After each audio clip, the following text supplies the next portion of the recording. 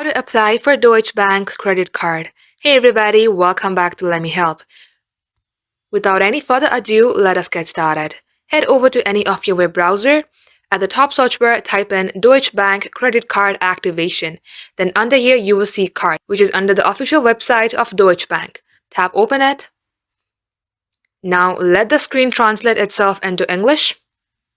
If not, tap on 3-bar icon and tap on translate. Once you do so, you will see various credit card options.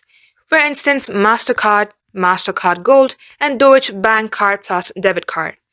If you would like to choose any one of these, you can see its features and the services that it provides, then tap on Apply Now in German. Then it will ask you if you are already a client. If you are, then tap on Yes, I'm a customer. If not, tap on No, not yet, and tap on Further. And just like so, follow the on-screen prompt to get started. Thank you for watching the video till the very end. If it had helped you in any ways, then do like and subscribe, and we will get back to you soon with more tutorials like this.